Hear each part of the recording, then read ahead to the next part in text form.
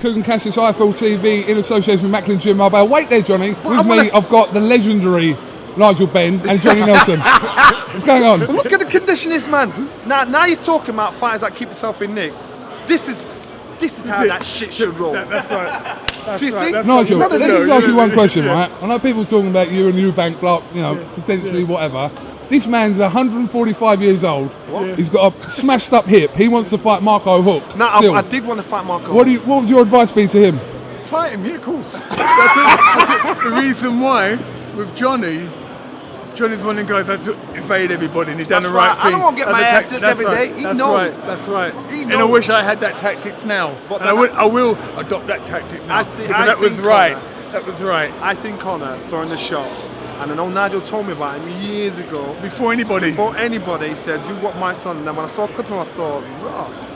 And he was like letting the shots go like his dad. I thought, you know what, if he's got a bang like his dad, it's history repeating itself all over again. It's history repeating. And you know what, the thing is this is his first pro fight on such a big stage, and the publicity is getting.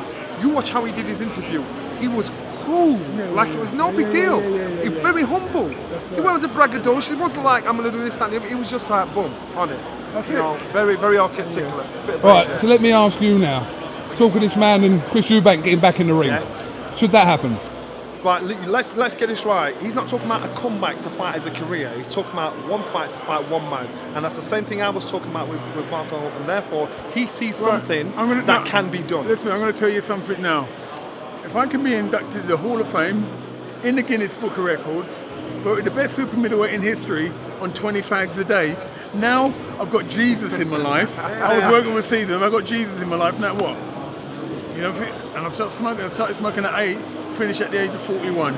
I'm more fitter now, and I tell you, God is my witness, I'm more fitter now than ever. Did you smoke when you fought? From I started smoking at the age of 8, finished at 41. You smoked when you fought? Absolutely. So when I'm telling you something now, if I say I'm fit, listen to me. Listen to me. It's not about forget about age. No, it's not about my age. Look, I just went in here just done about 10 rounds of Tony on the pad with 30 seconds rest. When I'm in Australia, I do 15, 16 rounds with 30 seconds rest. I couldn't do that when I was world champion because I think, I do 8 now and I do 8 next week. I'm telling you now, I know me. I ain't believe you smoked. Listen, no one ever believed what I would do to Gerald McLennan. If I tell you now that I'm much more fitter than when I was fighting him than I am now. I'm more fitter now than when I fought him. That's the truth. All right, I'm telling you that now. I'm better looking. You heard it from the grapevine. How are you? I'm good, man. Nigel, there's a big press conference in London for your son tomorrow to announce his pro career. So we'll talk about that tomorrow. I want to ask your opinion on this fight here, Martin versus Joshua. A lot of people saying it's potentially too early for Anthony Joshua to take this fight. What do you think? No, go for it. Why not? Because when you're banging everybody up, then if he loses, you've got the opportunity. But God willing, he'll put one of them big right hands on him. He's got power. Why keep him back? It might be too early, so what? He'd go home, he'd start crying like me and then rub himself down and say, right, let's go back it. That's who he is.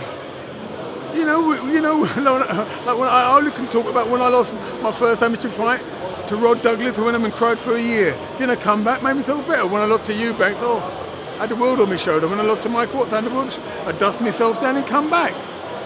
I'd rather him lose now than lose halfway down the road. Rather do it now. I'm going to use that line on Sky. Excuse me, I'm going to use like what you just said, so I just teased it. Yeah. So, he's good. He's a young, good-looking lad, very articulate. You can't stop a man. He's got dynamite in his end. You see when he hit Dylan White, caught him right up in there, because once you get hit here, you can't even disguise it. His legs in all over the place, and that's it. What did Anthony do? Went in and steam him, give it to him. And everyone said, he got what? Why not the heavyweights? You're going to get hit and get hurt. But what he done? He kept it together. And he won. Don't look at his faults, look at what he done. That's it, I like him, mate. And to me, he's a proper unit. I've never seen a unit like that. It's just, he's good, mate. It's good for the sport.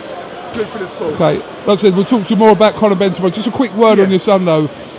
It's highly anticipated since obviously it was the announcement come last week that he's signed for Matchroom, will make his pro debut this Saturday night at the O2. As a father, Nigel, How much are you looking forward to this? Being honest, if you're not looking at my heart might miss a beat, you know what I mean? It's when your son, because, but he's got it, and you know, watched him train, and he can't be called a dart destroyer because he's not dart, but I tell you what, he's got it, mate. He's got that hunger, and I've actually got a video of me and him sparring, just before we left, for him to come back here. Unseen footage. What? Unseen footage we'll never see. Yeah. No, you will see it if he's world champion. Because I can't let people see me bash me up and he's not world champion. When he's world champion, then I'll put it out there. But yeah, he's got it. I mean, I was like 20 kilos heavier than him, and I was trying to bang him out. I was trying to knock him out. I threw the kitchen sink at him, and he threw it right back at me and said, "Yeah, and that, and some more." Well done, son. Beating up your old man like that, that's not right. So yeah, he's got it, mate. He's got it. I love it. I mean, you know, he's just got it. He's just got everything. He's got everything. You see me in front of the cameras, he knows how to talk. I was trying to help him out to talk, and he was like, "All right, son, you do it, mate." He's got it all. He's got it all. All right, Nigel, listen, thanks for Trifle TV. No, we're going to catch up with you at the press conference tomorrow. Yep. And it's starting now as well, so thank you very much. Nigel Benn, thank you.